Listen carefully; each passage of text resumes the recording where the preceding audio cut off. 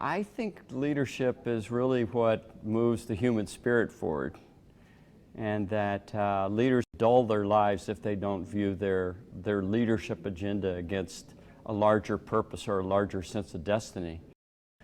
I think what makes a good leader is somebody that, again, is very self-aware, that's really clear about who they are and what they stand for, that also has the ability to create followership. Or you could say that leadership appears to be the art of getting others people to want to do something that you're convinced needs to be done. You take the want to out of that equation, leadership appears to be the art of getting others to do something, and it's really not leadership, it's management. So to me, the magic of leadership is the ability to create emotional connection so that people want to do something that you're convinced needs to be done. One of the questions I ask people is, how many of you have achieved your full leadership potential? And no one raises their hand. So the point is that we're all works in progress. So to me, the most important quality of a leader, besides self-awareness, is the commitment to continue to grow and develop themselves. So you can't change or grow other people if you're not growing and developing yourself. So interestingly, one of the most powerful tools that a leader has in their toolkit is a commitment simply to themselves. And one of the questions I ask people as a starting point in leadership is, who are you and what do you want? And this old question of who are you is frequently dismissed as, oh, just be yourself.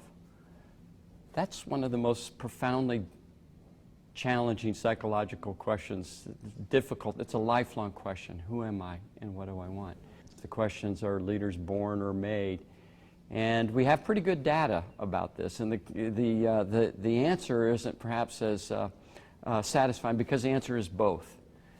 We're born genetically with certain predispositions and qualities and skills and talents, but what we know is that the best leaders, the most effective leaders, have what we call a growth mindset.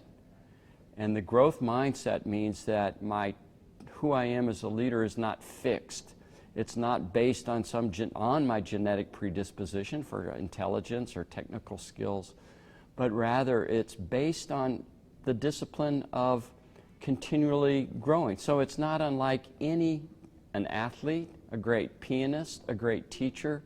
They see these endeavors as lifelong crafts, and mastery is elusive, and so they're very committed over time to getting better. Leadership, I think, is always about going to some extraordinary place. That it's, leaders challenge the status quo and inspire this sense that there is another place that we could go. Leaders serve their followers by providing the gift of challenge, the gift of discovery, the gift of belonging to an elite group, the gift of meaning, and ultimately legacy. I think the greatest challenge of the world today is leadership, and my personal mission is really to inspire the development of leaders that the world so urgently needs, and I mean the larger world.